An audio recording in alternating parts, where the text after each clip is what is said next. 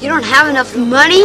My eldest son's nagging made my cheeks burn instantly. I whispered, barely audible, almost pleading with the cashier to return some of the items. But the cashier showed no sympathy. Can I have the register key? She doesn't have enough money. And my plea made everyone realize I was broke.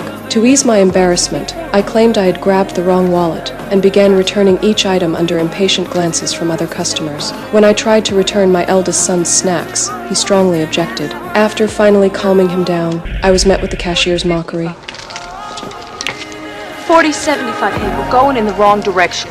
Why do you have to be so goddamn nasty?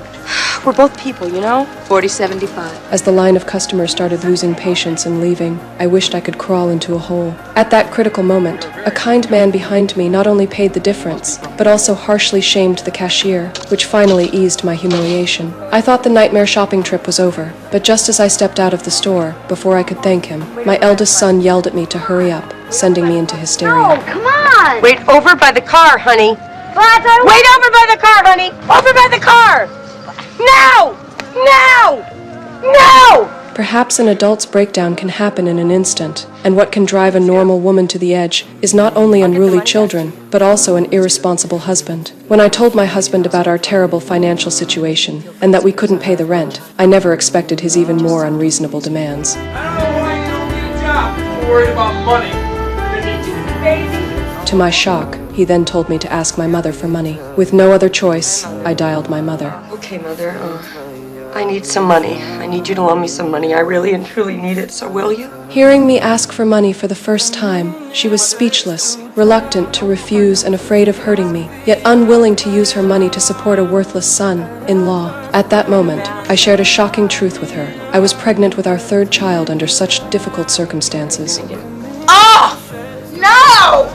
Oh, no! Even more absurd, I asked my mother to sell our family's heirloom paintings to help solve my immediate problem. She firmly refused. No, I won't do that. That's your security. I will not have you using that for rent. Facing my plight, her biggest regret was her failure in raising me. Thinking back to my childhood, from the moment I was born, she had constant worries. Afraid I might suffocate in my sleep, she always stayed by my side until she was sure I was safe. My father died young from illness, leaving my mother and me as each other's only support. At night, worried I might be lonely, she would come and sleep beside me, telling the gentlest stories to lull me to sleep. Even when facing persistent admirers, she felt a flicker of attraction, but believed a blended family could burden me psychologically, so she quietly gave up remarriage. But this near, obsessive care gradually became a restraint as I grew older. During my teenage rebellion, clashing with her constant pressure, our arguments became routine, and distance grew between us. I even secretly promised myself to a poor boy, but from my mother's experience, he was weak and irresponsible, not someone worthy of a lifelong commitment.